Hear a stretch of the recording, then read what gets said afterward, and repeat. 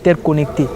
Mais vous savez que la mauvaise gestion des déchets, c'est aussi une manière de louper ses responsabilités dans la création d'emplois. Parce que comme je viens de parler en amont, c'est une opportunité aussi, une opportunité de création d'emplois. Exactement. Les déchets biodégradables, donc je parle de la matière organique dans un terme simple, des peaux de banane par exemple, sont des déchets qui se décomposent par l'action des micro-organismes, des bactéries.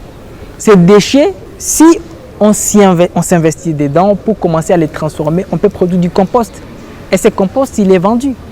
Et même s'il n'est pas vendu, il peut être utilisé dans les potagers. Il peut être utilisé dans les plantations. À la place d'acheter des engrais chimiques qui ont aussi beaucoup de conséquences sur la santé, on peut transformer les déchets biodégradables pour augmenter sa productivité agricole ou maraîchère et en ayant des produits bio, de bonne qualité, tout en n'ayant pas dépensé de l'argent pour acheter des engrais. Ça, c'est une activité entrepreneuriale, une source entrepreneuriale. Mais il y a aussi des déchets plastiques qu'on peut transformer. Aujourd'hui, le département des sciences et gestion de l'environnement ici à l'UNIKIN transforme les déchets plastiques et les fabrique et il transforme en pavé. Juste avec du sable, il y a une technologie artisanale qui existe. Donc c'est une source de revenus. Si vous regardez sur l'avenue Belgica à Barumbu, on avait aménagé cette avenue-là avec de pavés produits à base de plastique. Et donc il y a beaucoup d'avenues à Kinshasa qu'on peut aménager avec de pavés provenant de plastique. Une fois que la gestion des déchets elle est harmonisée, vous comprendrez qu'on peut partir des déchets vers des sources de revenus, vers la création d'emplois qui atténuent même les taux de chômage dans les Congolais qui en souffrent autant. Et d'ailleurs, des déchets métalliques, n'en parlons pas. Aujourd'hui, les mbamboula qu'on utilise, les mbamboula économiques, ça provient des déchets métalliques qu'on a jetés. Auparavant, il y avait des carcasses de voitures ici, mais aujourd'hui, il n'y en a pas. On ramasse, on fait du recyclage. C'est une gestion des déchets qui est organisée. Donc, vous comprendrez à ce moment-là que, partant d'une bonne gestion des déchets, on peut créer beaucoup d'emplois. Mais sur l'aspect environnemental, c'est là d'ailleurs je vais m'apaisantir pour chuter par rapport à cette question. L'aspect ornemental joue un grand rôle dans le développement d'une société. On ne forme pas l'élite dans un environnement désordonné avec des déchets. C'est comme ça que vous verrez que dans les milieux où il y a des élites, on fait de plus en plus pour que l'environnement soit propre, bien nettoyé, la pelouse. Tu sais pourquoi? Ça joue sur le plan psychologique. Le fait que les gens s'habituent dans un quartier, dans une rue où il y a des déchets partout et personne ne s'inquiète, c'est une maladie.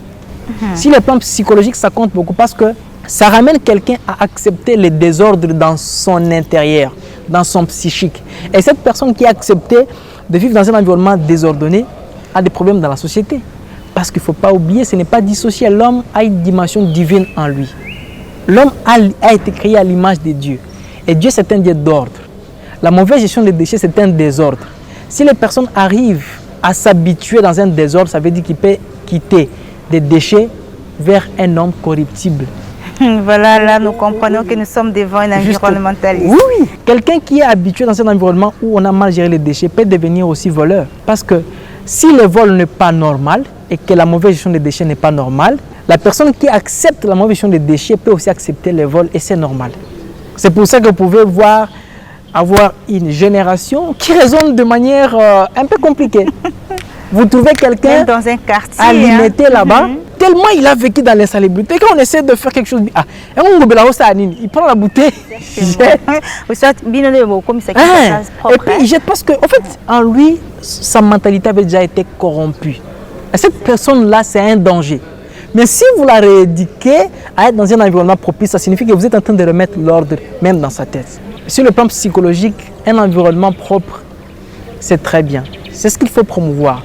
À une école en Afrique du Sud, je crois African Leadership Academy, j'ai eu un témoignage bizarre. Quand on vient dans ta chambre, on trouve qu'il y a de l'insalubrité, il y a des déchets par terre, on te fait consulter par un psychologue.